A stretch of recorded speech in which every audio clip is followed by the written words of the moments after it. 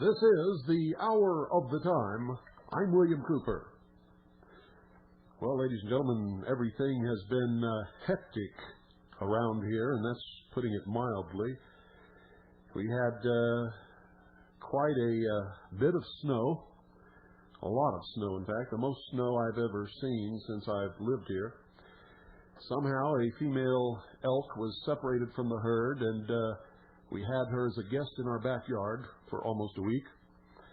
And then we had 5 days of some of the most beautiful weather I've ever seen in my life, with clear, crystal blue skies, bright, sunshiny days, nice and warm, Indian spring, I guess you call it. And the trees dutifully began to start to leaf and bud. There's going to be a freeze, I know it, and if there is, that means no fruit this year. We had massive computer failures, and now the office looks like, as Connie puts it, Connie's my secretary, for those of you who may just be new listeners, a computer graveyard. Parts and computer cards and screws and screwdrivers and you name it. Cords and extension cords and soldering irons. Everything scattered everywhere. As we try to put everything back together and make it work without expending any or much money, because we don't have any. It's as simple as that. Everything we do is in service to this country, and everything that we bring in goes right back into it. And so there are no Swiss bank accounts. There are no kitties full of money. In fact, right now, in the trust account, there's $88. So we're up against the wall. Also, I had a motion I had to prepare in my case against the IRS, which had to be filed in court in Phoenix last Friday. And so that garnered all of my attention for several days. And what else? Oh, yes, the little gizmo here in the studio that enables us to take phone calls from the listening audience went kaput in a big puff of smoke and a terrible smell. It died. And what I've got rigged up here is a speakerphone. And Connie, if you can figure out some way to take it on the line in my workshop, please, because I'm not ready to take calls yet. So if you're calling to get on the air, forget it. I will be opening the phones for the remainder of the 2 hours, but not just yet. Got a few other things that I must talk about here. So anyway, the gizmo that takes the phone calls died. Went up in a puff of smoke and a terrible smell of burning plastic and electrical wires. And, well, you know how that is. I'm sure you've all had some experience like that in your own home. And so for quite some time, we have been unable to take calls. Our network technical expert was supposed to be providing us with one. And the only time we really needed expert technical help, it doesn't seem to be forthcoming. So I don't know what to say about that. Also, the future of the Worldwide Freedom Network is in question, although 101.1 FM Eager will remain viable. And the Hour of the Time will, by hook or crook, remain on satellite. I'm not sure if the network is going to survive. We put it together and made the cost of broadcasting on satellite and across the nation on our over 700 low-power FM affiliates lower than any price in the industry. In fact, so low it's laughable. And people said, you can't survive that way. And we knew they were wrong. If we could garner enough broadcasters to take up the airtime, it would pay for itself, and that's what we wanted it to do. And that's all we wanted it to do. In the tradition of service to the nation, we weren't trying to make any money. And until that could transpire, the money has been coming from where it always comes, from me or from the trust. And the broadcasters have failed to materialize, and therefore, at the end of this month, the network may disappear and go the way all of those things go that don't get support from people who are always screaming for this kind of thing, and when it comes along, who never support it.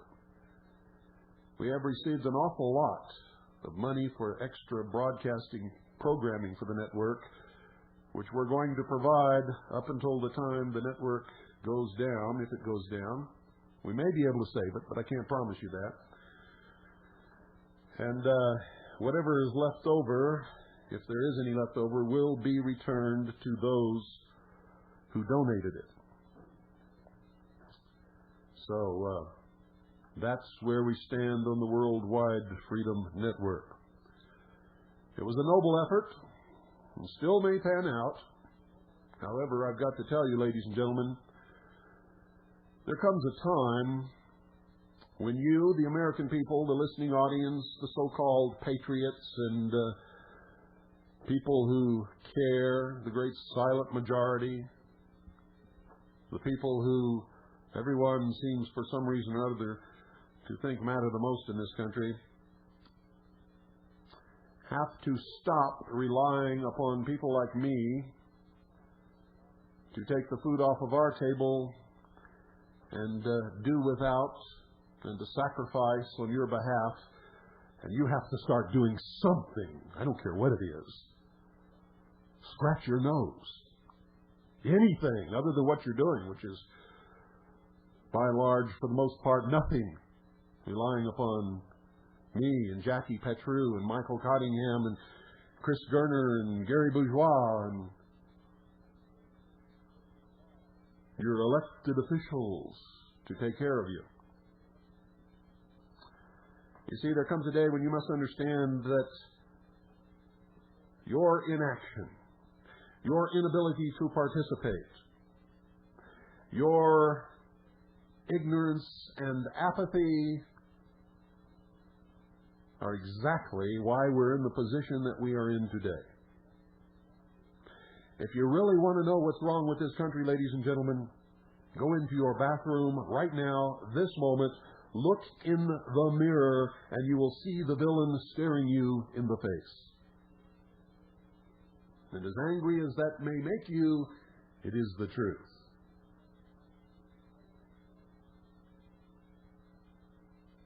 It is the truth.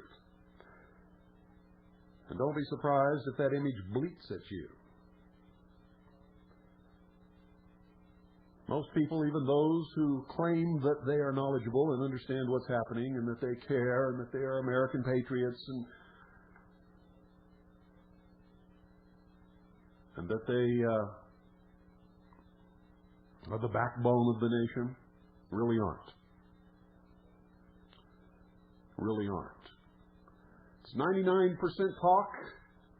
The rest is pure bullshit, ladies and gentlemen. A United States Senator has introduced a motion to the Senate Judicial Committee to institute impeachment proceedings against William Jefferson Clinton, claiming that he has jeopardized the national security in his effort to get reelected. And indeed, he may have.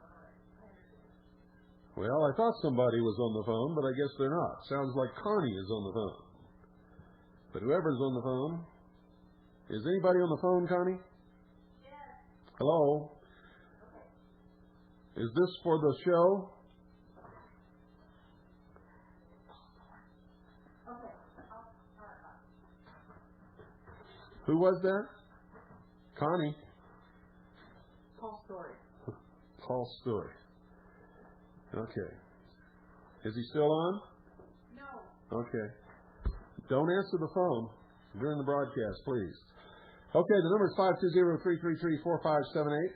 The phones are open, and I don't know how well this is going to work. I have a speaker phone set up here, so I guess we'll find out whether it's going to work, and if it does, how well it's going to work.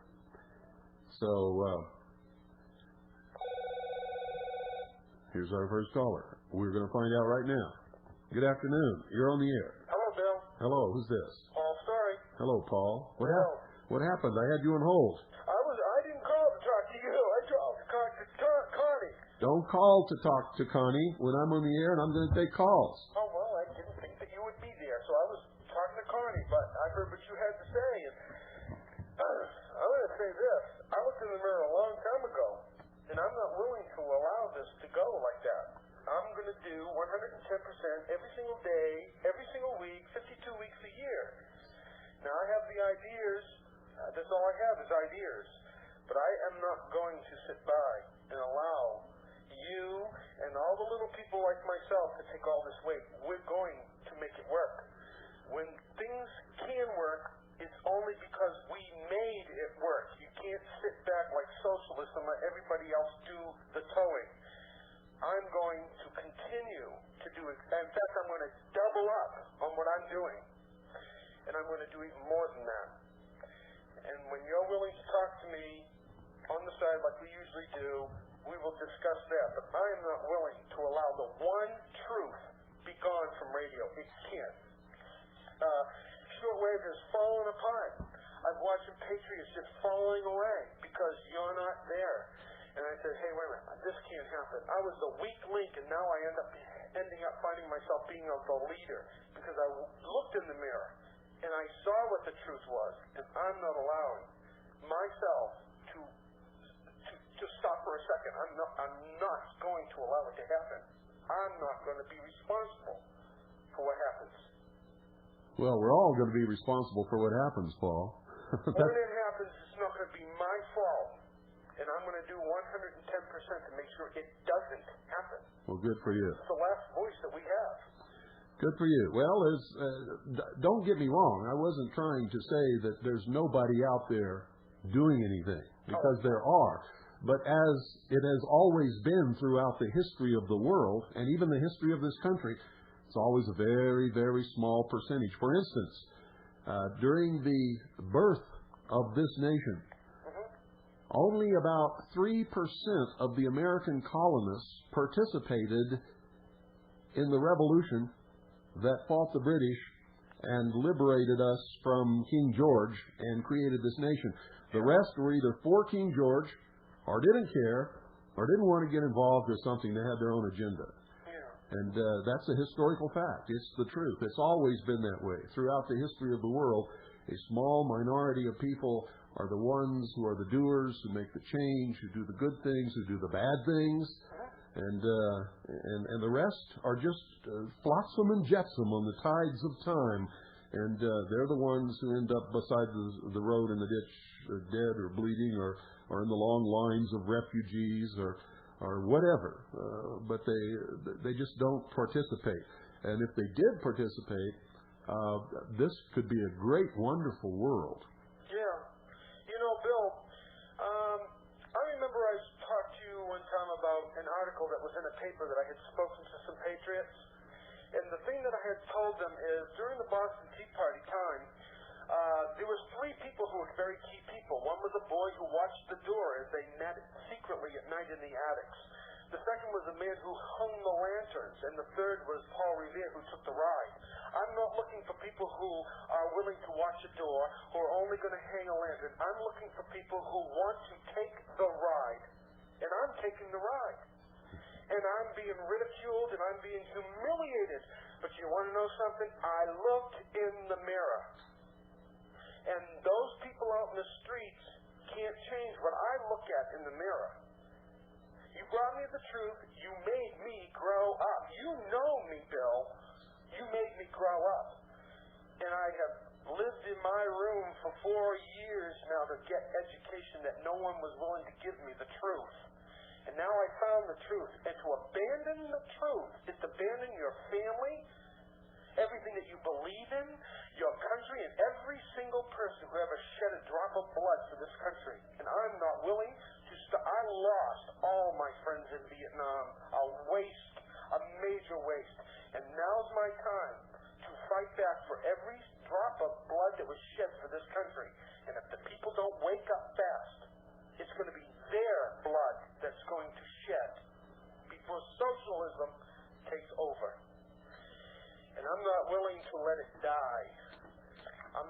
I'm not willing to let it die.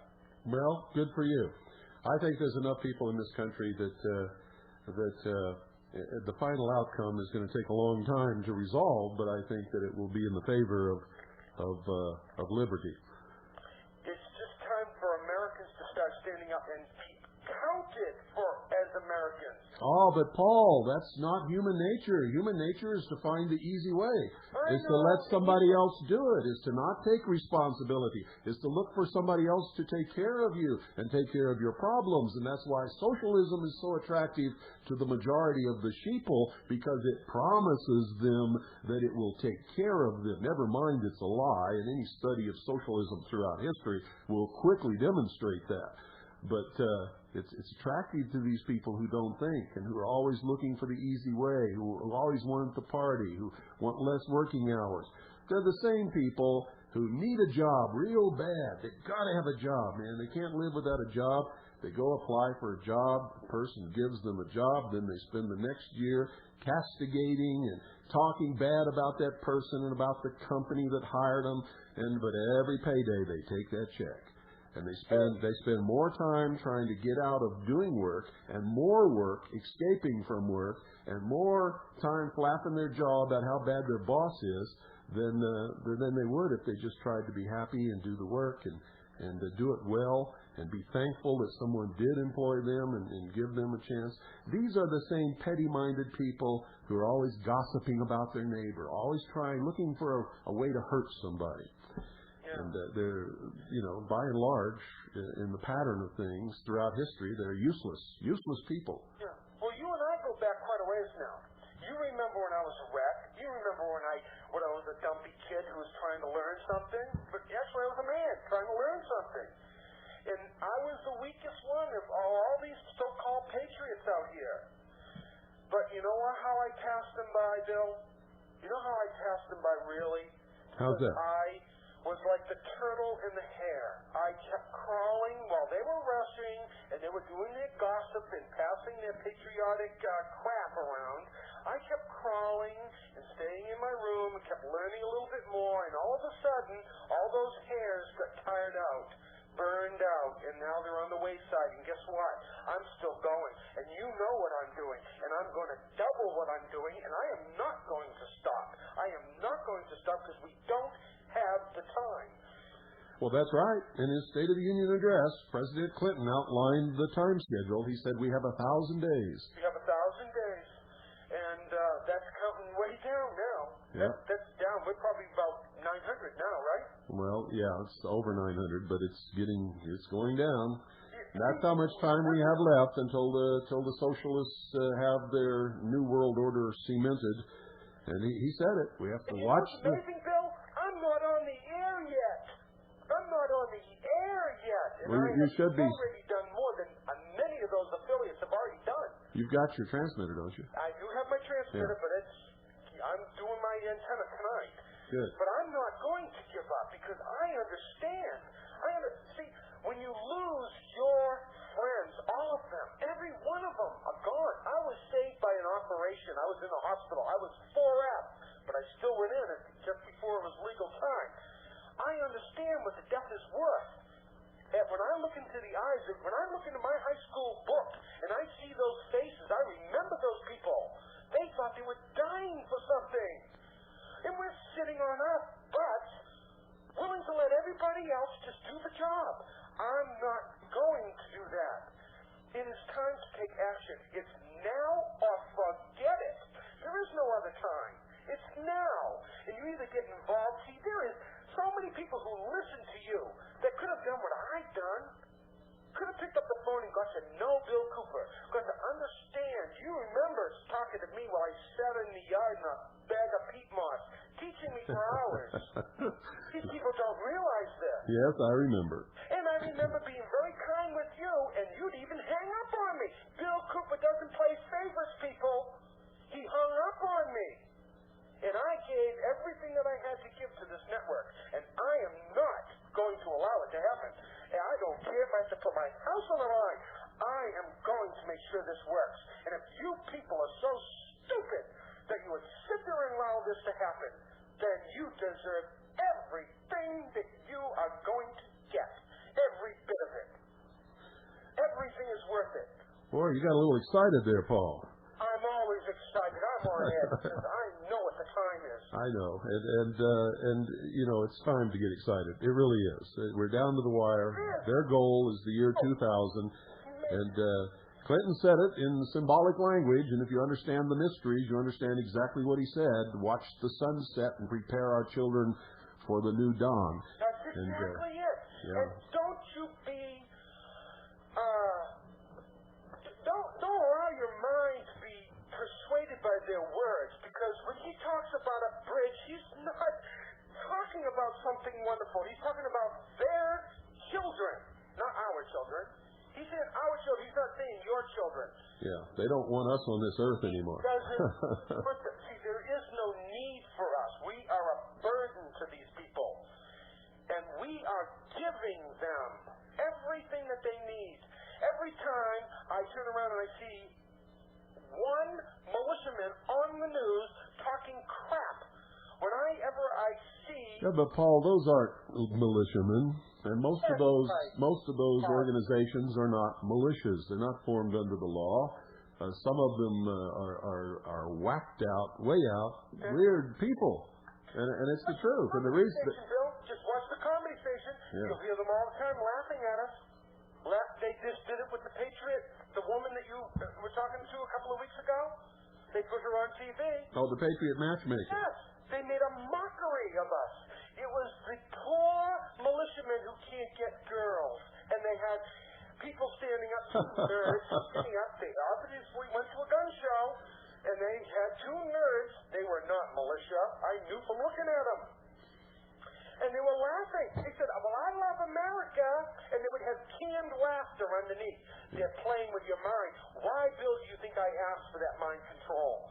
We are under mind control. You mean the mind control? Hearing it on You mean the mind control? On the comedy station. Paul, slow down. You mean the mind control series? Yeah. You didn't ask for mind control. I know. You asked for that rerun, which we gave you. Yes, you did. Yeah. Well, Paul, you have to understand, they control the networks. They control the print media. Socialism is in control of this country. The Marxists are in control. They understand the value of propaganda. Never mind the fact that most of everything that drips out or dribbles out of their mouth is a lie. The fact is that most people in America don't know that. And they don't know enough or care enough to check out what they hear to see if it's true. The New York Times called me a white supremacist. The Los Angeles Times called me a white supremacist. Jesse Jackson on ABC and CNN both called me a white supremacist. Now, they do this because they know that the vast amount of people out there don't know me, aren't going to take time to know me, and aren't going to question what these people say. I couldn't be a white supremacist if I wanted to. I'm part Native American. My wife is 100% Chinese. My children, as my wife says, they're all mixed up. But a lot of people are just looking through a glass darkly when they're even talking about Bill Cooper. I've just listened to people so much talking like they know Bill Cooper. I just, whoa, you don't know what you're talking about. He's not even the same guy when I talk to him on the phone as he is on the air. He's not the same guy. People don't understand that they're looking through a glass darkly, and they are absolutely asleep. When I talk to patriots, I wonder what the hell is going on in their minds, because they have got a weapon by their side, and that has become their little god. They're not really patriots. That's right. They are hurting America, not helping America. You know who is helping America? Get rid of your damn Budweiser and cough up $10 a week and get the job done. That's what I did. And I'm going to give up. I don't give a damn what I have to give up. I'll give it all up, because there's only one America, and I lost my friends, and they can't be replaced, and I have nothing more to say to you except that I love you, and you made me grow up, and it's worth everything that I've got. Well, thank you, Paul. Thank you. And thank you for calling. We're not done yet. Have a good night. Bye-bye. Well, let's hope we're not done yet, folks. And we're not. Not at all. Good afternoon. You're on the air. Hi, Mr. Cooper. I'm James from Menor, Ohio. Hi. Touching $20 a week. Well, thank you. That's wonderful. And I have a question for you. Uh-huh. I'm in a social science group that's doing a huge report on President Kennedy at the assassination. And I want to know how Dealey Plaza is laid out, like in the Temple of the Sun. You mean Dealey Plaza? Yeah. You want to know how it's laid out as a Temple of the Sun? Yeah. Oh, boy. Well, I know we have an awful lot of new listeners to this broadcast, and they're probably not going to understand any of this, but I'll try to put it in a way that makes it understandable. The power behind socialism and communism is a religion called humanism. Humanism is nothing more than the ancient wisdom religion of Babylon. It is the old ancient mystery school that has survived throughout the thousands of years. Some people call it Gnosticism. It is called the wisdom of the flame. It is called the religion of the flame. It's called those who practice it are called the philosophers of fire. What they believe in a nutshell is that man was held prisoner, and this is a metaphor, folks. Don't take it literally. Because they don't believe in God, and they don't believe in the devil, they don't believe in Satan, they don't believe in Lucifer. They believe that man is God. And what they believe is that through this metaphor, that man was held prisoner in the Garden of Eden by an unjust, vindictive, terrible God. And he was set free by Lucifer through his agent Satan with the gift of intellect. And remember, the admonition was, don't eat of the fruit of the tree of knowledge of good and evil. And if you do, ye shall surely die. And the promise of Satan was, God lied to you. He's keeping you from your promise. He doesn't want you to know that you can be just like him. So go ahead and eat, And he seduced Eve to eat of the fruit of the tree of the knowledge of good and evil, and she seduced Adam to do the same. And so by thus doing, they became, according to the mystery religion, as gods. And Satan's promise was that God lied to you, you shall not surely die, but shall be as gods. And that's the promise. The symbolism of this religion is the light. Remember, we talked about the new religion for the New World Order is going to be the religion of the Great Light, and we documented that, and we gave you the sources and all of that kind of stuff. Well, the Great Light is symbolized by the sun, and the light represents intellect, the gift of fire to mankind from Prometheus, who represents Satan, and the fire represents the eating of the fruit of the tree of knowledge of good and evil.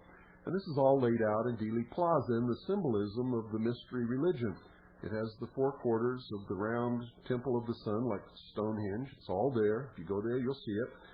The actual roadways are laid out in a pyramid style, and it's in a trinity. There are 3 roads. There are 3 pyramids. There are 3 underpasses going under the railroad overpass, where it cuts off the top of the main pyramid made by all of these others, signifies the capstone missing, which will be in place when the New World Order is created. And you see this in the symbology of the New Age movement, where you see a man standing on top of the flat, truncated portion of the pyramid or the Temple of the Sun, and man is the capstone. Man is God. And tomorrow I'll go into that a little more deeply. In fact, I'll read to you right from their own writings. But anyway, that's Dealey Plaza, and the reason they had to take the little jog to get over on Elm Street is Elm represented the place outside or in each village in the old times when they had no communications, where notices or messages were left for travelers and for the people to read. So the message was delivered on Elm Street, in a grove, in a Temple of the Sun,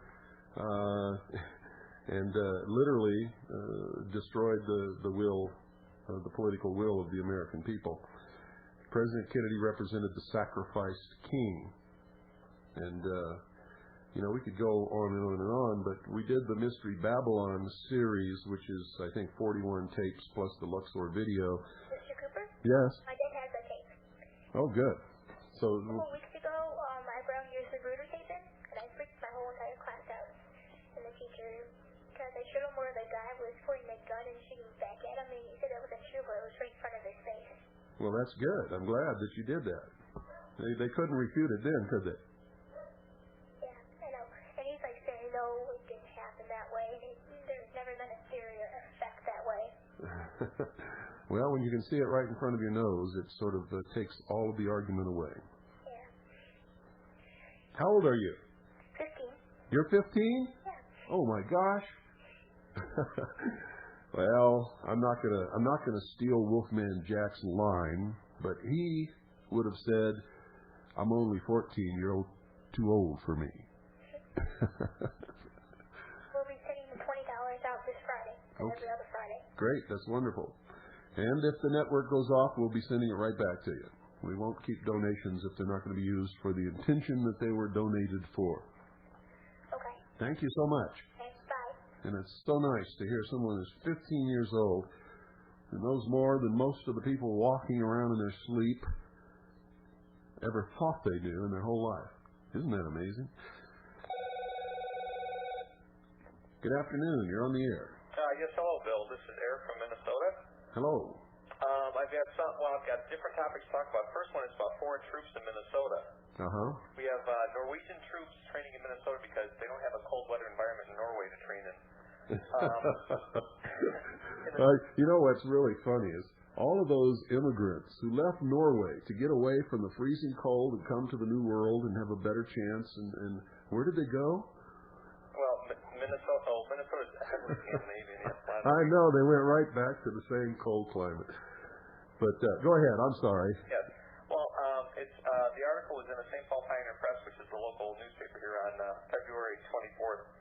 And it says, Major General Eugene Andreotti, Adjutant General with the Minnesota National Guard, greeted each of the 105 Norwegian Home Guard troops who landed at a military airstrip near Minneapolis-St. Paul International Airport on Sunday. They were headed for Camp Ripley near Brainerd, Minnesota. That's like in the northern part of the state.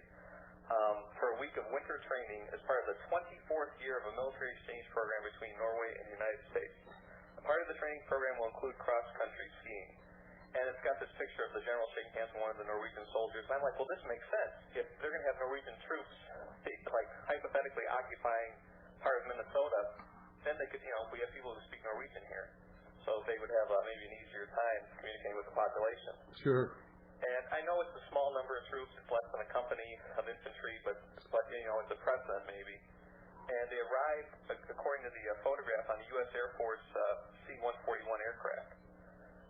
So we had foreign troops flying here in a U.S. plane, which I guess, maybe they don't have enough transport there either. Well, it's all part of all of these foreign military personnel coming together with our military personnel and getting used to operating together, because that's what the future is going to be if the New World Order becomes a reality.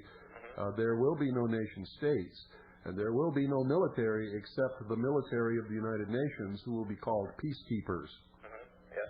Never mind, their main function will be to wipe out anybody who threatens their New World Order. Yeah, bomb them, attack them, bring in, and the whole thing about bringing in foreign troops is just so good, well, who cares? I'll shoot these Americans. It's no big deal. Well, that's true. The other thing I had was about April 19th. I've got different topics to talk about real quickly. There's a book called Okinawa 1945 by Ian Gao, and on page 203 of that book, discussing the U.S. invasion of Okinawa, it discusses flame-throwing tanks. Yes. 55 flame-throwing tanks arrived at Okinawa on April 7th, 1945, and entered the fighting the following day. However, the Americans used only the machine guns at that time and did not use their flamethrowers until the major advance against the Japanese on April 19th. Yes. These proved horrifyingly effective at burning out cave positions, and the only major impediment was mud when the weather worsened. So I thought it was very interesting that they brought 55 flame-throwing tanks to use against the Japanese, but did not use the flamethrowers until April 19th. And this isn't just, a book, military history of the Battle of Okinawa. Uh-huh. But I thought, April 19th again with a flamethrower tank. And I just thought that was very strange, and I've got to send you a copy of it. They also had on those tanks in Waco the flag of the Cross of St. Andrew. Oh, yeah, the horizontal type cross, correct? It was a white field with a red cross. Red cross, like an X. Yes. Yes, that's the cross of St. Andrew. And nobody could figure out why they flew it, except me and a few other people who study the symbolism of the mystery religion. But well, because of St. Andrew, Andrew's cross is on the Scottish flag. Is that one of the reasons, or? Well, that's one of the reasons, but that's not the main reason. What was the main reason? Well, I'm not going to talk about that tonight, but okay. we will talk about it. Also, the movie Waco: The Rules of Engagement opened in San Francisco and it played in Santa Barbara, California. And all of the liberals and socialists who wanted to go see it to prove that all of us who were there, who witnessed the murder of those people, were lying white supremacist, racist, terrorists, and all that kind of stuff, like they always do. And they were absolutely stunned to find out that the movie proves beyond any shadow of a doubt, with the government's own films and evidence and testimony, that we were right all along, that those people were murdered intentionally. In fact, they left only one entrance open when they set fire to the buildings so that the Branch Davidians would be forced to use that exit only. And as the only ones who tried to escape came out that entrance, they shot them down with machine guns. Yeah, they get fire upon them, yeah. Yeah, and the FBI claims they never fired a shot. You lying, scum-sucking, puke-faced socialist pigs. You're traitors, you're murderers, and we're not going to let you forget it ever. Everybody in this nation needs to see that movie. And it was made by a liberal film crew in an effort to find out once and for all what really happened, and what they found out absolutely blew them away. Mm-hmm. Well, has there been any effort to hinder their investigation or threaten them, from what you understand, or is there any information on that? No, but you don't see that movie in all the theaters, do you? No. Nor are you likely to. No. We might be lucky and get a few copies on videotape, and I'm trying to, I'll have to, just in case it doesn't gel, I better not say anything about it. But okay. Concerning videotapes, I don't know if you can either talk about this even, but you mentioned about there being a videotape of a missile striking the TWA plane. Has anybody sent that in to you yet? No, nobody has. But I saw that the night of the incident. I was sitting there watching CNN, and they showed this videotape that showed just like a 4th of July rocket going up from the. It was all black, And what you saw is this lights of this airplane in the sky, and you saw this rocket go up and blow the plane out of the sky. It was as clear as a bell.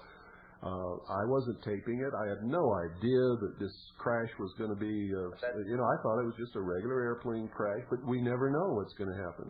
Well, that's like the whole Atlanta Park bombing. Thousands of people saw that all across the country and have reported it. It was shown on the CNN exactly twice that same night, within a few minutes of each other, and has never been seen or heard of again. Mm-hmm. And now they'll deny it, or they'll say it was a hoax, or something similar if it comes out, or they'll do something and say, this wasn't this, or this was some trick of the film. Well, they're not saying anything. No, they're not saying that it exists or doesn't exist or anything, but they can't deny that it was shown on CNN because everybody who was watching saw it. Mm-hmm. The other thing I had was I don't know if you remember, about maybe a year or 2 years ago, Soldier Fortune did a profile. Soldier Fortune's not with America, not pro-Americans, pro-New World Order, but Soldier Fortune did a profile about the, quote, BATF Air Force, unquote. Now, BATF was acquiring these OV-10 Bronco counterinsurgency aircraft. I had read a thing in a book called Killer Spy by Peter Moss. It's about Aldrich Ames, and the whole thing about him and the CIA. But there was an interesting point. They were thinking of trailing him when they were following him around in the early 90s. And there's a quote from the book that says, from all over the country, reconnaissance aircraft, the FBI had over 100 of them, were being flown in. A special exemption had been granted by the Federal Aviation Administration so that these planes and helicopters could fly at night over urban areas without lights if need be.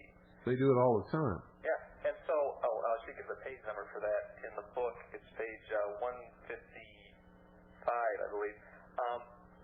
And what was interesting was, it talks, right there in this book, which is published in 1995, talks about, FBI having this huge air fleet, 100 aircraft. Maybe they're light reconnaissance planes, they can't carry weapons, but still, to have that capability to get approval from the FAA to fly without lights all over the countryside, supposedly just to track this one man.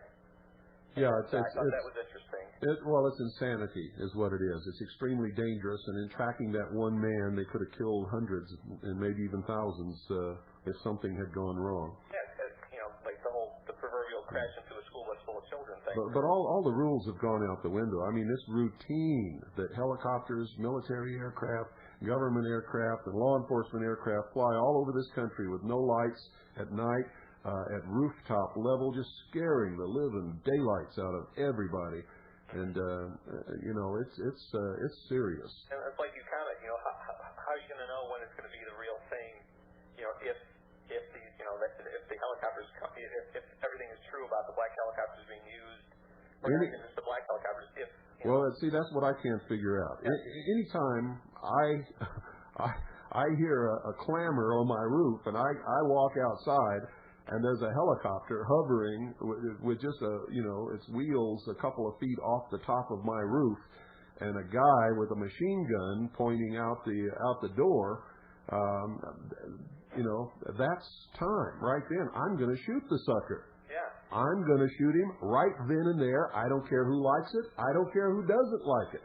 They have no business doing that. That is terrorism. Yeah, and the whole thing is they could conceivably, I don't want to sound morbid, but they could kill you and your family, throw the bodies in there, burn the house to the ground, and seal off the thing and say, there was a crash or there was some kind of difficulty here, and there isn't anything to it. The bodies were burned beyond, not trying to be morbid, but the bodies were burned beyond recognition. They could do that, like, to these people in rural areas. Sure they could do it. And no one would think anything. There must have been a crash or some kind of mechanical problem. Well, that's not even the point. This is the United States of America. Mm-hmm. We're not at war in this country. In World War II, in the Vietnam War, in the Korean War, they didn't do these kind of military exercises in this country. They did not terrorize the civilians in this country. They did not hold, joint training exercises in cities and fly at rooftop level. I mean, there's been people who have suffered heart attacks and really just been scared beyond belief. When all of a sudden 10, 12 helicopters come flying down their street at rooftop level with machine guns sticking out the doors and firing blanks and setting off dummy explosions for these urban guerrilla warfare training exercises. Number one, it desensitizes the public. Yeah. Number two, they're getting training for when they finally have to come after those of us who will stand and fight in defense of freedom and the Constitution and the Bill of Rights as we have sworn to do.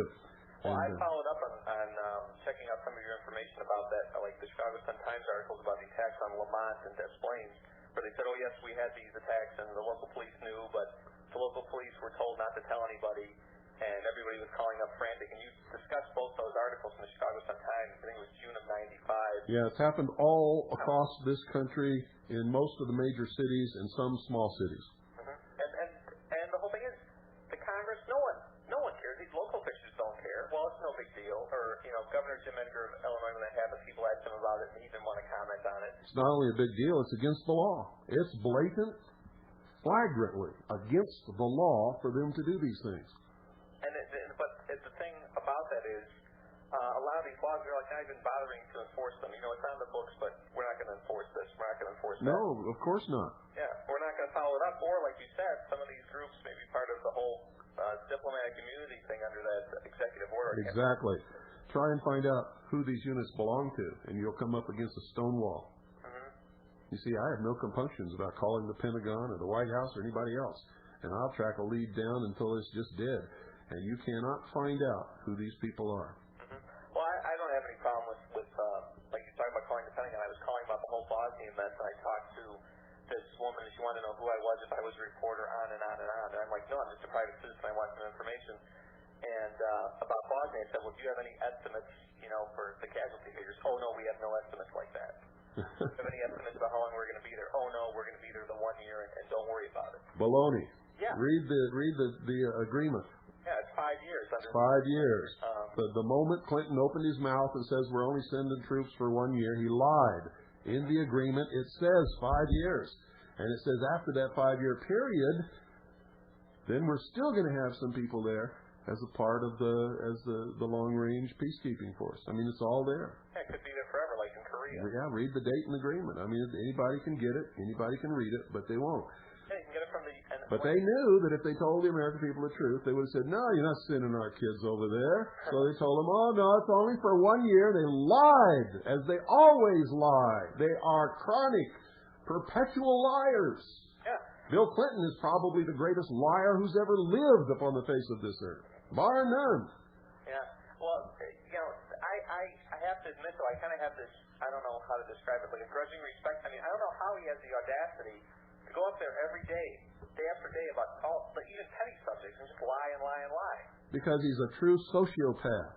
He Yeah, has no conscience. He has no sense of right and wrong. The ends justify the means. The man has no morals, no ethics. His law is subjective. If it feels good, do it. And I'll bet you he does it, wherever it feels good, anytime he wants. And the other thing is he probably knows, or has, well, his handlers or whoever, are telling you, you're doing a good job, don't worry about it, we'll cover your back. And well, you got that right, because anybody who thinks that Bill Clinton is really running things is not playing with a full deck of cards. You got about 14 bricks short of a wall there. Mm-hmm. No, he owes his allegiance and he takes his orders from the people who put him in office. As simple as that. Mm-hmm. Well, I was wondering about the whole thing about his injury. You know, if in fact, it was, it sounds crazy. I don't have any basis for it, but what if this could be like a sympathy thing for him? To get sympathy from the public saying, "Oh, he's been injured, this and that." No, he was really injured. Okay, I wasn't sure about that. And the other funny thing I thought was, now let me tell you something. Yeah. When you get into things involving other people, mm-hmm. you can't make people stand in front of a camera and tell lies like that. Navy doctors aren't going to lie.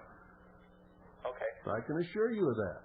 And that's why I know the United States Navy did not shoot down TWA 800. We know a missile down that plane. We can prove it. There's no doubt about that.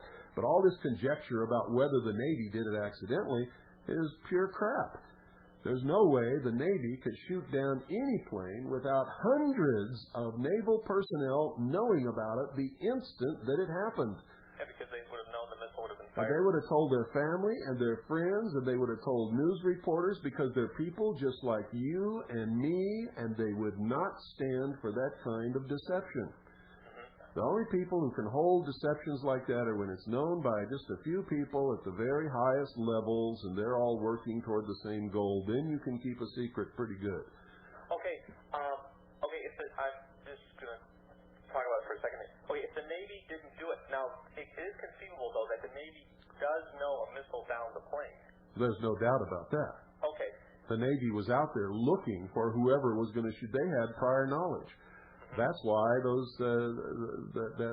and you see, we checked this out with the Coast Guard and with the Navy, because what they were doing out there were not scheduled exercises like they said.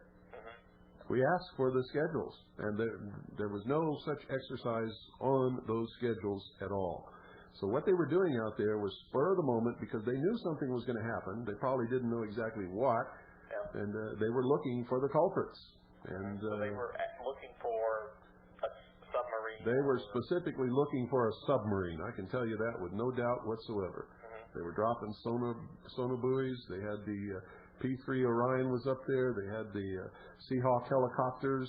And this is all anti-submarine warfare stuff.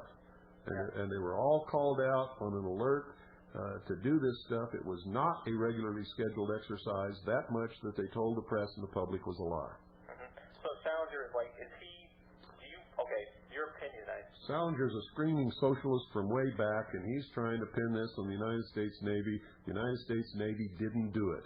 If the United States Navy did it, there'd be a line of sailors at every newspaper in the country wanting to tell their story, because they would never cover up the United States Navy shooting down an airliner by accident or on purpose or in any imaginable, conceivable way that you can think of. I was in the United States Navy for many years, and while they'll cover up and keep secret any legitimate operation or incident that involves the national security, no sailor would ever keep that secret. Well, do you think then that Salinger is like part of a disinformation campaign? Absolutely. He's a barefaced liar. For instance, if you read what he wrote there, none of it's true in the first place. There is no such thing as an Aegis missile. No. There is an Aegis class cruiser, but there is no such thing as an Aegis missile. I mean, you can go through that, and if you were ever in the Navy or ever in the government at all, you could just, the whole thing is just full of lies and errors and obvious disinformation. Well, there was a funny comment on CNN where they were talking about some of the challenges stuff. They said, yes, the Orion aircraft, which is the P-3C, the anti-subcraft aircraft, they said it's a small aircraft. And I looked up the Orion P-3 is a big aircraft. I looked up in James, and it's approximately 29 meters wingspan, 30-plus meters long. It's as big as a 737. Yes, it's a big aircraft, and it's full of electronic equipment and it's specifically used for hunting submarines. It usually has a magnetometer sticking out the back end, looks kind of like a stinger, and carries sonar buoys and all kinds of sophisticated. Some of the things I can't tell you what it carries because it's legitimately classified. Well, the thing I wondered was, why would CNN try to put the spin on that? I don't know if it was just someone who was ignorant of the military aspects or whatever, saying they're trying to say it was a small airplane. I was like, that doesn't make any sense. It's as big as a 737 and it's got 4 engines. Why get wrapped up in it? Who cares? Yeah, that's right. Who cares? Well, I just wanted what we care about is the missile shot that plane down. What we want to know is who did it and why won't anybody admit it.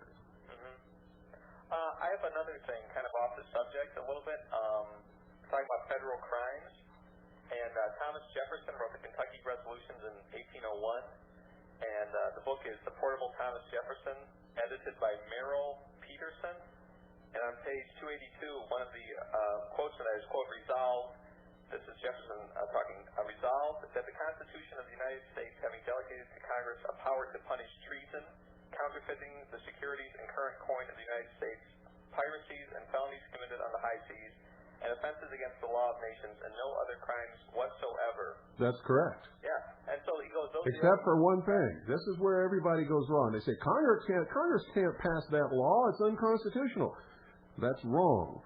Congress can pass any law at once. In the Constitution, it says Congress shall legislate in all cases whatsoever over the 10-mile area known as the District of Columbia, forts, dockyards, and territories and possessions of the United States. So it could be. So then it could be. In the United States Attorney's Guide, it says acts of Congress do not apply to the states or to states' citizens. So it's all under the color of law, then? It's all under the color of law. They can pass any law they want over federally owned land, territory, dockyards, forts, the 10-mile square area known as the District of Columbia, but not in the states. Well, that goes back to what you were talking about a couple weeks ago about the BLM trying to claim that they have some authority on non-federal land. No, they don't. They don't, but they want to get it, and these stupid sheeple out there are going to let them have it. Yeah, like you said, if you don't protest or you acquiesce to it, that's essentially giving them a blank. If you don't claim your rights, and if you're not willing to defend them with your life, you do not have any. That's the very basic, fundamental foundation of the law. Well, again, though, like you were saying, you said countless times, people don't even, have they even read the Constitution? Have they read the Bill of Rights? Have they read, the Federalist Papers? No, they don't even know what America is. They don't know what the principles and ideals upon which this country was founded and based. They've never read the Constitution. They talk about their constitutional rights. There are no constitutional rights. They're creator-endowed rights that each human being is born with. The Constitution recognizes those rights and protects the individual from the government infringing upon those rights. That's what it's all about. Now I have a question, though. This nation has become an ignorant herd of sheep. Yeah, they're not American. Well, I don't know. They're not Americans. They don't even know what an American is. Go out and stop anybody on the street and say, what is an American? And listen to the gobbledygook crap that dribbles out of their mouth, and they don't even know what they're talking about. So, ask them what the Bill of Rights is. One guy told me it was a laundry list.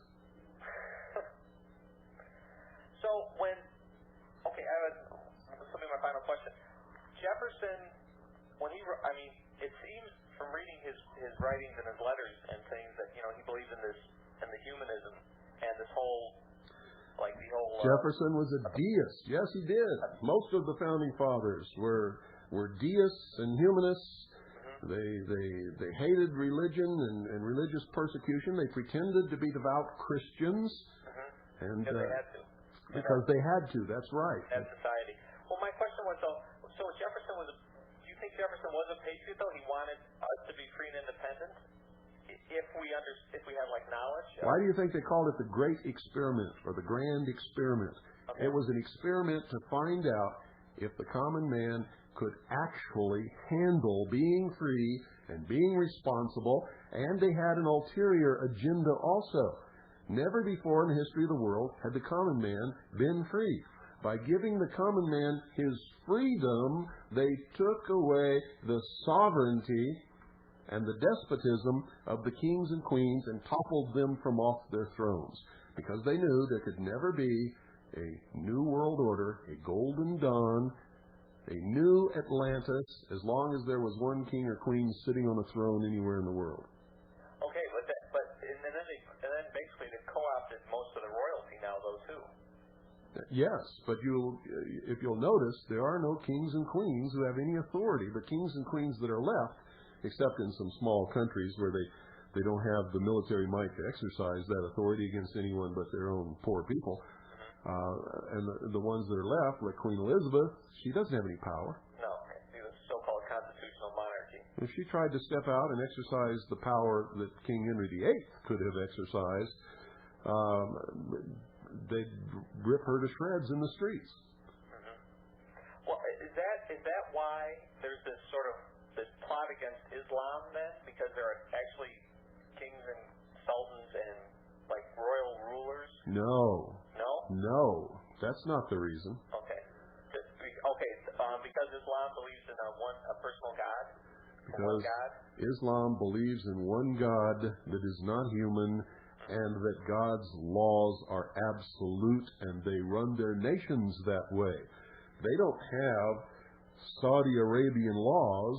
The Quran is the law.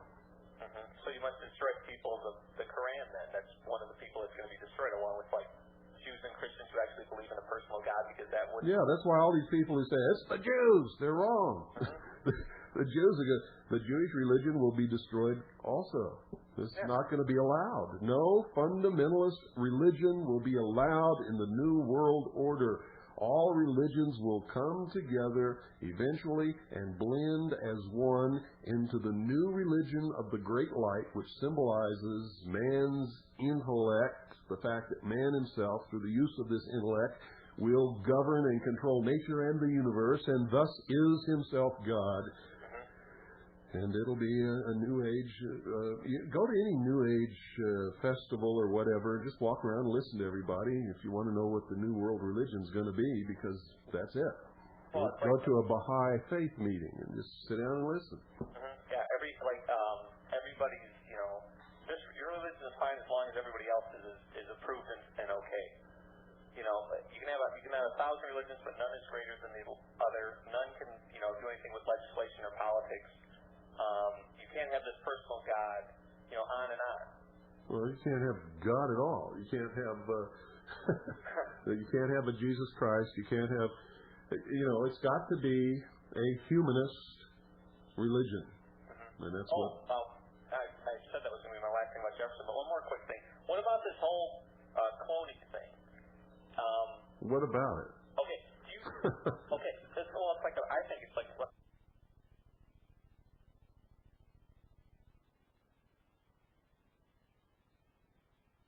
Good does it do to find out if there's a Bigfoot, if in the process you lose your freedom, you lose the document that protects your freedom, the Constitution and the Bill of Rights, and you become a slave in some system that nobody has even outlined for you yet. So who cares about all this other stuff? Okay. The most important thing for us to be concerned with right now, is making sure that freedom does not die in this country. And if it doesn't die in this country, it will not die in the world. Well, I think as long as we have our weapons, even if we have, like this whole thing about people not being Americans and not understanding the Constitution and the government, even if they have their weapons, I don't think, those mass out there who don't understand this whole thing about, they don't understand the Bill of Rights and the Constitution, but maybe they have some inkling that they don't want these, stormtroopers in the streets, that they still have their weapons. I don't think a lot of them are just going to hand them over either. Like, they'll sort of be like this, I don't know, a nebulous force against the government. I don't know what you feel about that, but I'm like, I don't see people turning over the 60+ million handguns. Well, we're not going to talk force levels, numbers, plans, anything like that. I will tell you this: it'll be a hell of a fight. Pardon me? It'll be a hell of a fight for a long time. I'll tell you that. Well, no, I didn't mean to dig up anything about the militias or anything, but just like these. But you are. These are things you don't talk about. Okay. You don't talk about it. Period. Bill, I'm sorry. That's okay. Then. Okay, well, I'll let you go then, and okay. I'll let someone else get in. Thank you. You're welcome. Bye. Thank you for calling. Yeah, we don't talk about things like that. We know what our forces are and what's going to happen, and they know what their forces are and what they think is going to happen. I will tell you this, that the United States Army War College did a computer model of such a war, and it shows that we're going to win. Hello, you're on the air. Yes, hello, Mr. Cooper. This is Virginia over here in Texas. Hi, Virginia. I'd like to ask you about Veritas 15. Is it any time to come out soon, or? Yeah, it's in the process. Is it? We've had some problems. We had the computer breakdown that I talked to you about, and the editor, the new person who's doing the paper now. No, I haven't heard that. I haven't really been able to pick up your show very often on shortwave, so I'm kind of in the dark on it. His wife just had a baby. Oh, okay. So needless to say, that and I guess hello, slow down, take a breath. Oh, okay. Well, so his wife having the baby, or his family with the new baby, has delayed the paper a minimum of 2 to 3 weeks. Oh, I see. Okay. Well, I hadn't heard anything on it for about 8 months, so I thought, well, and I think I heard earlier you said something about the network going off between. There's a distinct possibility. Okay. Everybody. Well, like I said, I don't know if people are having a hard time picking up your program because I can hardly hear it myself at times, and I run on AC, and then the batteries, etc. And various times there's so much noise on there, it's hard to, I listen, I try to tune it for about 40 minutes at times. You need a long wire antenna. Well, I got that just about now, but I'm straining my ear trying to hear you today, so I'll let you go, and I hope you can stay on, but if things have to go that way, well, I really would miss it. I missed it when you went off before, but I'm really not financially able to do anything of... Wait a minute. Uh-huh. What makes you think I am? Oh, well, no, I didn't mean to imply that. Well, no, the implication was clear. You're not financially able. Yeah. What makes you think I am? See, well, no, I was just speaking for myself. I didn't mean... I'm speaking for myself, too. I'm not financially able either. I understand the consequences of not doing it. And if we have to live in a ditch to do what's necessary and right to keep this country free, we'll do it. Now, let me ask you, would you do it? Well, thank you. I appreciate what you are doing. See how quick she backed out of that, folks? Don't ever tell me you can't afford it, because I'll get in your face so quick you won't even know what happened, folks, because I can't afford it. You will never know what my wife and my children and myself have done without to do these kinds of things. Don't ever tell me that. It's an excuse why you're not doing anything. Good afternoon. You're on the air. Yes, Bill. This is Jerry Carroll in New Mexico.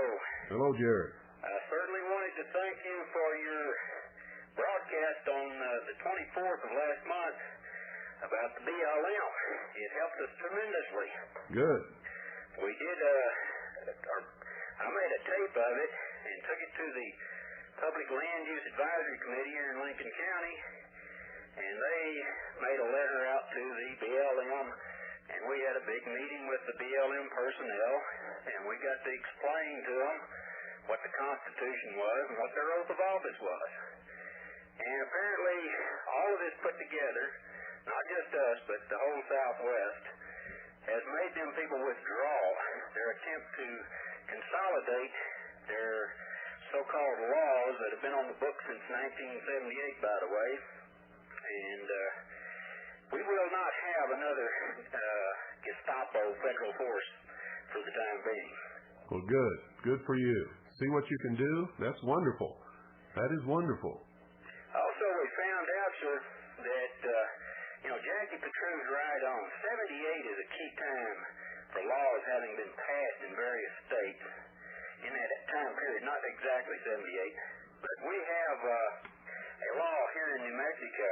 It's NMSA 29-1-11, 1978, and if I have just a minute, I'll read a portion of it, item E, to you. Go ahead. It's all persons who are duly commissioned federal law enforcement officers employed by the Federal Bureau of Investigation, Drug Enforcement Administration, Bureau of Alcohol, Tobacco, and Firearms, United States Secret Service, United States Customs Service, Immigration and Naturalization Service, United States Marshal Service, and Postal Inspection Service, and other appropriate federal officers as designated by the Chief of the New Mexico State Police who are assigned in New Mexico are recognized and authorized to act as New Mexico peace officers and have all the powers of New Mexico peace officers to enforce state laws in New Mexico, including the power to make arrests for violation of state laws. This subsection shall not be construed to impose liability upon or to require indemnification by the state for any act performed by a federal law enforcement officer pursuant to this subsection. We are going after this big time. Good for you. You'll find that they've passed that law over the years in many states, not all states, and that some states now have that law in their legislatures at the present time to get it passed. The federal government realizes and knows full well that they have no authority outside the boundaries of federally owned land. They have no authority. They have no jurisdiction. They have no basis in the law whatsoever to do anything within a state. And that's just the reality of it. You see, if they did, they wouldn't need these laws, would they? Exactly. We've been trying to get this word out. We just had a gun show here down in Alamogordo, and for 2 days I've been passing out your thing off your internet on the militia. Good for you. In its entirety.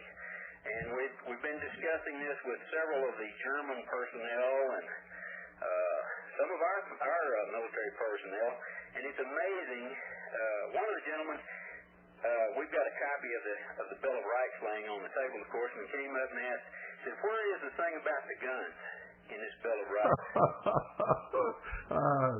Well, when he left, he not only knew it was the Second Amendment, but he also had the militia packet and a copy of the Constitution. And that's the type of work that we're going to get. The only way that I see it, we're going to actually get any results. Yeah. We have to educate people because, see, they've been bamboozled, lied to, deceived, and manipulated all of their lives. They have no idea what reality is. They think the law is too difficult to learn. The law is so simple. It's unbelievable. That's why all across this country, they're having special meetings of judges and United States attorneys to find out how they're going to deal with those of us who studied the law and are beating their butts in courts. Well, we've had some bad experience in some of our courts here. We've got a man that's doing time now for contempt of court because he didn't answer to his name within 3 seconds. And we're seeing a large percentage of these people just absolutely disregarding their own process, their own... Well, that's because they've... what's been happening in the courts is not lawful or legal to begin with.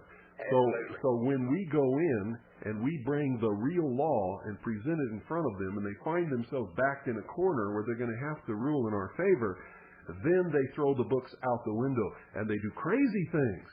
They do things like you could only believe would have happened in the Soviet Union or Nazi Germany, and it's happening all across this country now.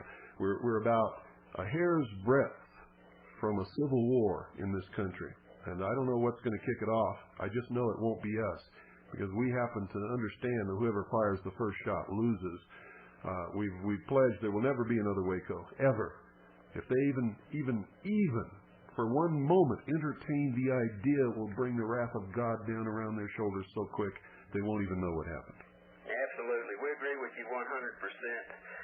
I just hope that we have enough numbers whenever the time comes, and I've been asked several times, well, how many people are in the militia? And I'll say this, there's enough. That's right. Numbers are none of their business. Right. Well, I'll let you off of here, Bill, and I sure do appreciate you. Thank you very much. I appreciate you. In kind of the same situation you are, like everybody else that does this kind of thing or anything else, but we're going to try and keep your station up. I think it's worthwhile, and I think it's the only real truth that's going out. Well, thank you. And God bless you, sir. God bless you. And your family. I appreciate you and all those other people who don't sit on their butts and just listen and talk big talk, but really do something. Do something. You, my friend, are the real hero. And everybody like you who is doing something, real Americans who really understand the stakes. You don't want to lose this battle, folks. You don't want to lose this battle. You can't afford it. You can't imagine, unless you've studied the history of socialism and communism like I have, all back through the history of the world. If you think this is some new phenomenon, you're crazy. It was socialism that destroyed the Roman Empire. You better believe it. Everybody was getting something. And all went down the tubes. You can't afford to lose this war. Study history. Find out what these people really are. What their promises really mean. What's really in store for us in the future. And when you really get a glimpse of it, a chill will run up your spine and you'll really know what stark fear is all about. And then that'll get you moving. Because there's nothing in this world that's worse than what they have planned. Nothing. Not even death. And I'm going to tell you something. You know, I meet people every day who say they believe in God, who claim they believe in God, believe in an afterlife. I meet Christians who believe in Jesus Christ. I meet all kinds of people from all different religions who will all believe all of these different things. I said, well, why aren't you doing something? Don't you understand that freedom is at stake here? Oh, well, I'm afraid. How can you be afraid? You just told me that you know God. You understand God. That you know what it's all about. How could you possibly be afraid? What are you afraid of? Well, they might hurt my family. They might kill me. Wait a minute. I don't understand. They might kill you, but you're telling me you believe in God, you understand God, Jesus is your Savior, but they might kill you. The two don't jive. You see, you're lying to me about something. See, if you're really afraid, you can't possibly know God. You can't possibly believe in Jesus Christ as your Savior. Can't be. You're lying to me. Because if you really did, you wouldn't be afraid to die. As a matter of fact, you'd probably look forward to it. That is, if you lived a good life and did the right thing, there's no fear in dying. It's the ultimate freedom, as a matter of fact. That's what scares people about me, folks. I'm not afraid of anybody or anything. Period. Because I do know God. I carry God around with me in my heart all the time. I am not afraid. I know that death is the ultimate freedom. And for a man like me who loves freedom, there's no fear in that. No fear.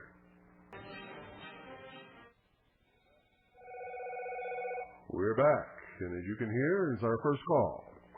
Good afternoon. You're on the air. Mr. Cooper. Yes, sir. It's a pleasure to get back and talk to you. Well, thank you. I would like to ask you a question. Sir, go ahead. When our monetary system of paper falls down to zip, I have a feeling feeling that the federal government already knows where they're going to get their gold supply, and it's lying off the shores in the ocean of our coasts.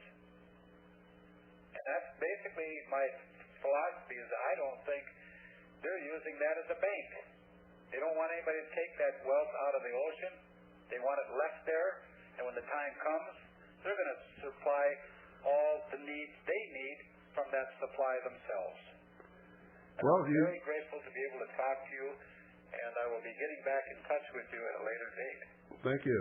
Thank you. You're right about one thing. They don't want anybody to touch the natural resources in the ocean or in the forests or in the land anywhere. And Jonathan May is the one who came up with the idea and tried to sell it to third world countries and was helping them get out of debt, out of the debt-based economy and away from the World Bank. Well, they railroaded him and gave him a show trial where he was not allowed to produce any evidence or witnesses, and they chunked him in the prison. I wrote about him in my book, Behold a Pale Horse. And they took his idea, which was to establish as a backing for the currency or the paper money of a country the natural resources that was in the ground. And the New World Order has stolen his idea. They have developed the Conservation Bank, which is going to be taking the place of the World Bank eventually, and they are coercing third world countries and people to satisfy their debt by pledging as collateral for the currency of the New World Order the natural resources of their countries, and that's what's happening. Good afternoon. You're on the air. Yeah, good evening, Bill. Hello. I wonder if I could ask you a question or two. You've done a lot in my life as far as informing me, as far as unhoodwinking me, I suppose, with Vogue Rights and a few other people who I used to have faith in. And if you don't mind, I'd like to ask you just two questions. Sure. One, how do you, I know you say, I believe you say you're a Christian, you believe in Jesus Christ. I believe that's what you said, I'm not sure. But how do you deal with the Matthew concerning oaths and the oaths that the First Continental, excuse me, I'm real nervous, First Continental Militia, whatever you want to call it. The second. Oath you use. Do you have a clause for affirmation? Well, it's not really an oath. We call it an oath, but it is an affirmation. Okay. And the second thing I was going to ask about was that in your book you have I think it's your wife in front of the Christmas tree? Yes.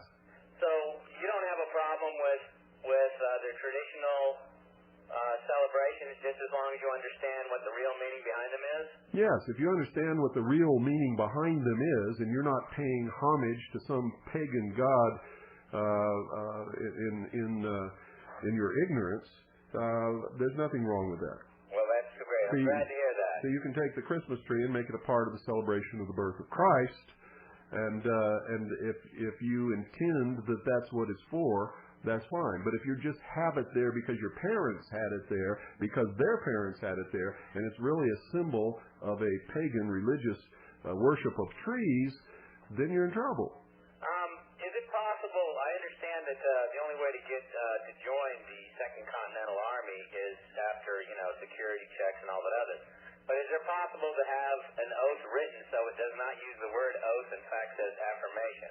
Because that's the one thing that really bothers me about it.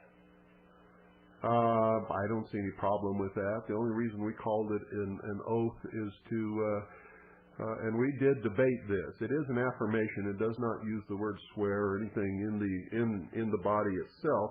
It uses the word affirm. Well, I don't mean but we the devil's in the details. We debated that extensively and decided to call it an oath because it brings down the seriousness of the matter, and a lot of people are trying to get out of being serious.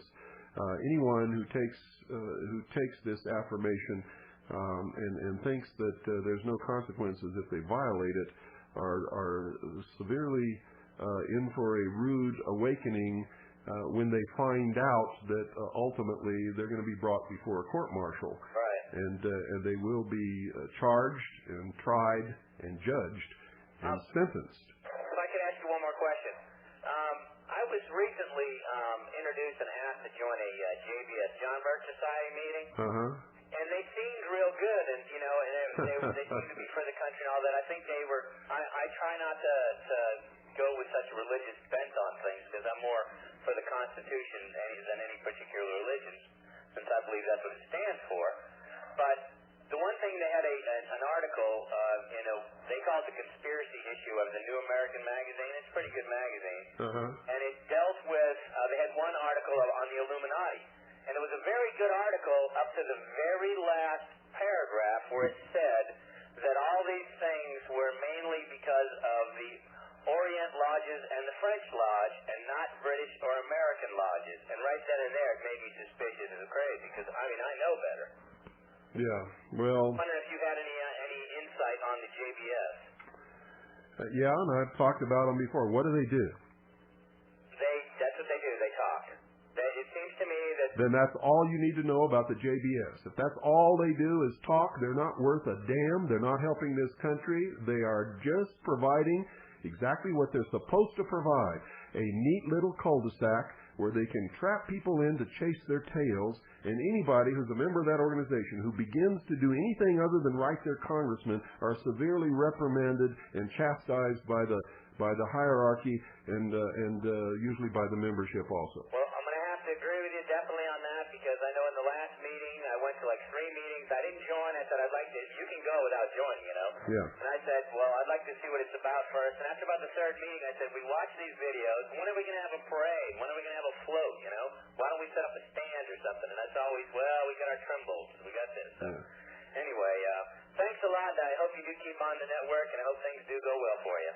Well, thank you, and we'll do everything in our power to try to make sure that it does. But I was just out in Arizona lately, and my wife definitely wants to move out there now. We live in North Carolina, and she's starting to think maybe the West is a little bit freer out there. Yeah, not only free but room to move, and it's truly God's country. I mean, there is nothing more beautiful than the American West, and the state of Arizona has it all. Well, I hope to meet you sometime. Thank you. Look forward to it. 520-333-4578 is the number. Look to the work, folks. If you want to know, whether you should join an organization, what do they do? If they don't do anything, you're wasting your time. Unless you want to get in there with all the other little tail chasers and run around in circles and talk about what you're not doing that you think you're doing, and make yourself feel real big and proud because you belong to an organization that doesn't do anything. I can't get into that. They don't want me in their organization because I pin their ears to the wall real quick. Good afternoon. You're on the air. Yeah, hi, Bill. What's the story with Veritas? We just got through talking about that about 10 minutes ago. Well, the thing is, I can't get you the first hour, and then you start to come in during the second hour, and it's still a weak signal. It's like you're on a 10-watt station or something. Well, I don't want to waste any more airtime talking about it. Call my secretary tomorrow morning, and she'll clue you in. Yeah, right. Okay? 520-333-4578 is the number. Good afternoon. You're on the air. Hi, I've got a couple questions for you, Bill. Sure. Can you tell me the address and ordering information for Oklahoma City Day 1? Yes. As a matter of fact, Connie, have you got the sales sheet out there? If you do, I'd like to see it. It might be in here. Oh, here it is, right here. I've got it. Yeah. Starting Saturday, our annual sale began. Every year we have a sale. And it just started. Oklahoma City Day 1 by Michelle Moore. The paperback is $29.95 normally. Right now, for CAGI Intelligence Service members, it's $25 postpaid. Actually, it's $34.95 normally, including shipping and handling. Right now, for CAGI IS members, it's $25 postpaid. For non-members, it's $27.50 postpaid, so you can save almost $8 if you purchase it now. The hardcover, this is the real deal here. Hardcover, there's only 500 in the world printed. Now, this is a quality hardcover. I don't know if you've ever seen a real quality book before, but this is one. We put a lot of money and effort into it. The hardcover, signed and numbered, only 500 in the whole world, never will be another one. Normally $65 postpaid. For CAGI and IS members, right now it's $45 postpaid, $50 for non-members. Now, if you live outside of the United States, Canada, or in any other country, it's a higher price. So you're going to have to call Connie if you live outside of this country at 520-333-4578 anytime between 9 in the morning and 3 in the afternoon Mountain Standard Time to get those prices. And if you haven't sent for the tape list and the current catalog, you better do it quick because this sale ends on April the 15th. You make your check or money order payable to the Harvest Trust, or just Harvest if you want, and send it to the Harvest Trust, P.O. Box 1970, Eagar, spelled E-A-G-A-R, Arizona 85925. That's the Harvest Trust, P.O. Box 1970, Eagar, spelled E-A-G-A-R, Arizona 85925. We'll get one right out to you. Do you have any even long-range idea when the next volume's coming out? Is that a year? No, we're working on it right now. This isn't something you can hurry. First, it requires extensive investigation and sourcing and legwork and tracking down and verifying the sources and verifying the information. Then it all has to be collated and perused and analyzed and put together, and then Michelle sits down and writes the book. And a lot of people involved in this, and a lot of effort goes into it. It's and those of you who have read the book, you know the work that's gone into this. And well, the few times I've heard Michelle on the air, I've been real impressed with not just her presentation, but seems like how well she's backed it all up. Yes. Okay, so there's absolutely nothing. That's our trademark. As far as when I'm putting a date on the next edition, the next volume, rather. No. Okay. And even if it was ready to go to press right now, I wouldn't give you a date just in case something happens that would delay it, because people, if I give a date, people always hold me to it. And if something happens that delays it, they get angry with me. They give a ballpark estimate, but people want it chiseled in stone. Yeah, and so I can't do it. Okay. Well, thank you. You're welcome. Bye-bye. Yeah, everything's on sale, folks, now. Everything. Things that you probably may not have been able to afford before. For instance, the treason documents. 620 some odd pages of documentation of all the stuff that we talk about on here. Government documents, Federal Register, Congressional record, laws, treaties, all there. Good afternoon. You're on the air. Yes, Mr. Cooper. Yes, sir. Excellent chance to talk to you, sir. Wanted to know if you guys had heard about the situation here in Texas. Which situation is that? Well, the Republic of Texas fiasco. What situation are you specifically talking about? Well, specifically about the feds here in mass, in force, have been here for about a week and a half now. Where? Well, we've got... You talking about Fort Davis? Well, what they're doing is they're staging areas. I've been on the phone all morning trying to confirm and get this. I've talked to two people that have eyeballed two of these gentlemen that I trust, and we've got from 120 to 250 special forces guys, SWAT type members at Thunder Ranch and Mountain Home outside of Kerrville, Texas. We've got the British plane, the little plane that did the FLIR tape at Waco is out there doing overflights. I spoke with... You know what this is all about, don't you? Yes, sir. What? Well, it's all about intimidation. It's all about... No, it's not. There's an arrest warrant for Richard McLaren. Yes, sir. It has nothing to do with the Republic of Texas. There's an arrest warrant for Richard McLaren. Richard McLaren says that he's not going to submit to the warrant, and he has surrounded himself with guards. Richard McLaren has been ousted from the Republic of Texas. The Republic of Texas has brought impeachment proceedings against him. They have renounced him, and so it has nothing to do with the Republic of Texas, which, by the way, has no legal standing whatsoever anyway. That's correct. You're correct on all points, but we also have it goes further than that. I spoke with Archie Lowe last weekend. I spoke with Rick McLaren first this morning. I spoke with Johnny Johnson this morning. This situation is going to...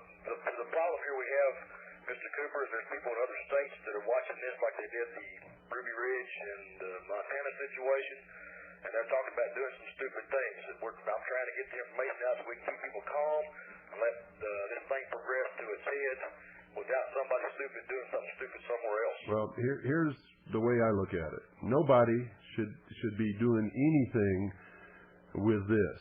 This is a personal thing that Richard McLaren has done that has upset the law. He could probably, a long time ago, have gone in and settled the matter in court, but he chose not to. Now, Richard McLaren is doing the wrong thing, and anybody who thinks that we're going to save freedom by keeping Richard McLaren from being served with a warrant to appear in court is out of their ever-loving mind. Richard McLaren needs to walk out of there wherever he's at and go take care of his legal problem and stop saying all of these things that it's about the Republic of Texas and it has nothing to do with anything whatsoever. And anybody who thinks that it does is not playing with a full deck of cards. Now, the federal government, when challenged like that, and the local law enforcement officials, when challenged like that, are going to have to go and take care of their business, aren't they? Well, that's the problem. They've named 24 other individuals besides Rick now. They've named Ralph Turner, who is now with the Ouachita folks in Louisiana, which will drag them into it. That makes it a two-state, whatever you want to call it. But what is it all about? Well, it's about the paperwork trail going into the federal courthouses here in Texas. It's about land, isn't it? Correct. It's about money and land. And this Richard McLaren was involved in this long before there was any such thing as the Republic of Texas. He's been doing this a long time. He's been doing it officially since '92. That's right. And we have factions within the Republic of Texas that are backing him. We got factions backing Mr. Lowe. We got factions backing the other so-called president. Let me tell you something else that's wrong about this. Number one, the Republic of Texas has been lying since its beginning. It was never approved by the World Court. In fact, the World Court refused to even hear the case. I could go through and just cite this whole thing. This thing is a scam from the word go. Most of the people who belong to the Republic of Texas have renounced their citizenship in the United States of America. Did you know that? That's correct, yes, sir. No militia has any business being involved in this whatsoever. Period. Well, any more than the militia would have any business in the affairs of Afghanistan. Well, that's the kicker. That's why I'm trying to get this word out, because if somebody goes to the window and shoots at a chopper for no reason, we've just given them the excuse to declare martial law, especially if they do it in other states than Texas. And that looks like it's coming down.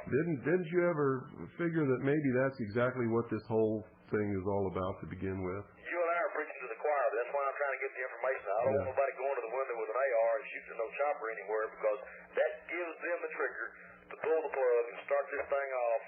I mean, I know there's some folks out here that are ready for it to start, but I don't personally. I'm not one of them. When it starts, I'll be there, but I'd like to be one of the last ones to go if at all possible. The thing is, and here's the thing, we can't start anything. Whoever fires the first shot loses. I've said this over and over and over and over again. That's correct. People with brains know that. Yep. So everybody just stand back and let happen what happens. And if they go in there and pull another Waco, then we are absolutely justified in doing whatever we have to do to restore a constitutional republic. However, if they're going in there to arrest Richard McLaren on a lawful warrant for things that he's been doing for many years, and the militia thinks that they're going to get involved in that, and they fire the first shot, well, then the government's justified in doing to the militia whatever they choose to do after that, because they'll have the sympathy and support of the American public, won't they? Absolutely, and I've been hammering this point now since, I don't know, for 2 or 3 years, that when they have the general public on their side, they're going to try to squash us like a bug, and that's not anybody in general. That's the whole Christian, patriotic side of America. They're going to try to stomp us like a grape, and if we give them the excuse, then the general public will be totally against us, and there'll be no support, and this war is going to be twice as tough as it was to begin with. That's right. Anyway, I'll get off here. God bless you, sir. Appreciate it. God bless you, and thank you for bringing up the subject, because I just said a lot of things that needed to be said to a lot of stupid people. And I want to thank you for bringing it up. Good afternoon. You're on the air. Hello? What did I do? Hello? Hi, Bill. Happy St. Patrick's Day. I just got done with my St. Patrick's Day dinner, and I tuned you in, and I heard you had a call in, and I was wondering if you could just spend a few seconds on saying what's up with your plans on Veritas. Thanks a lot.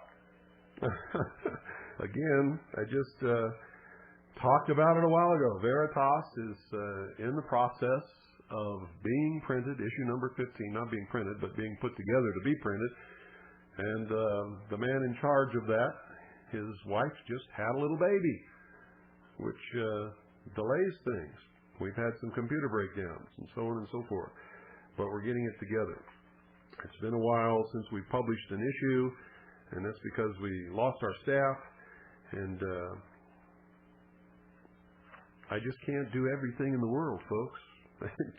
I know you want me to, but I just can't do it by myself. I just can't. I hired a secretary, and Connie and I together can't do it. And Annie, we, 3 people can't run a radio network, a radio show, publish a newspaper, run a national news service, travel and speak, do the resource that's required to produce the information documented and sourced that people require, and write books, and I could go on and on. You have no idea the extent of what I'm involved in.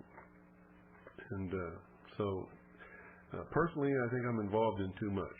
But, nobody else is doing it.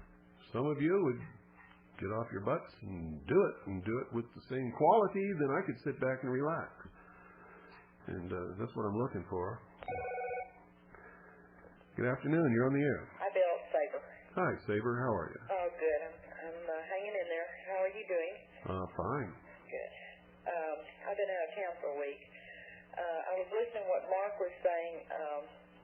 I see the problem with this so far that I've really noticed, and if you're reading the papers in Texas, you'll pick up on it. I'm going to read you 2 sentences from the San Antonio Express News from Friday. And this will just give you an idea. This is the latest of a group of articles that has been done on the Republic of Texas.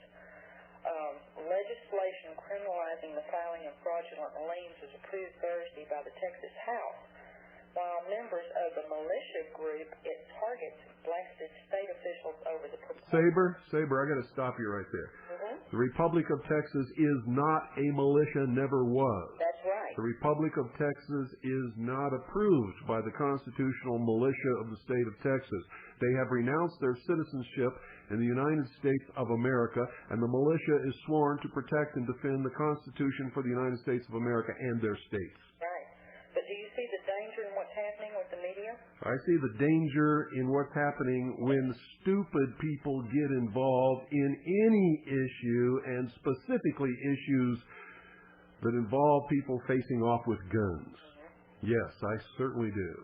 Well, they're trying to correlate the 2 groups, the militia in the state with the Republic of Texas group or groups. It's now, I think, in 3 factions.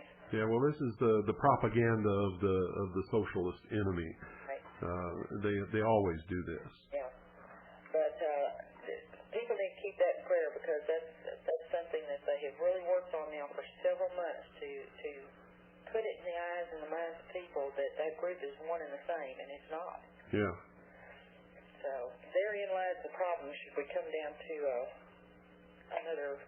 Well, people have to understand that the federal government attacking a church full of men, women, and children simply because they claim that church did not pay one member of the church did not pay a $200 tax to own a particular weapon, which, by the way, never existed in the first place, and what's happening in Texas now. Right. It could have been solved a long time ago if Richard McLaren just would have gone and taken care of business. Right. This whole thing has been brought about by one person for selfish reasons. Now, it'd be different if Richard McLaren, understanding the law, and all of us understanding the law, had refused to file and pay an income tax return, and they were going out there to kill him for that. Right. Then the militia would have a reason to be involved. Right. But not because he got involved in some land deal and was creating money out of thin air. See, I have no sympathy for people who criticize the Federal Reserve for creating money out of thin air in a debt-based economy when they try to do the same thing. Right. They don't have my sympathy. Right. Well, I did want to clarify that because I think that's going to be the problem is that people won't be able to differentiate that the groups are two different entities. Yeah, the militia is a lawful organization defined in the law that exists for a specific purpose. In the states, the purpose is one thing defined by the state law. In the nation, it is defined by the Constitution. The militia exists as a pre-existing body to the nation itself and can be called up by Congress or can act individually for only three things. And that is to execute the laws of the Union, to repel invasion, to suppress insurrection. It's no different in any state. However, some states have additional reasons for which the militia can be called up. All right, that was all I had. Thank you, Saber. That's it. Bye-bye. And most people don't even understand that by law they are members of the militia, whether they like it or whether they want to be or not. The law of most states and the law of the United States of America defines a member of the militia as all able-bodied males between the ages of 17 and 45. It doesn't say you can join if you want. It doesn't say you might be. It says you are. You are.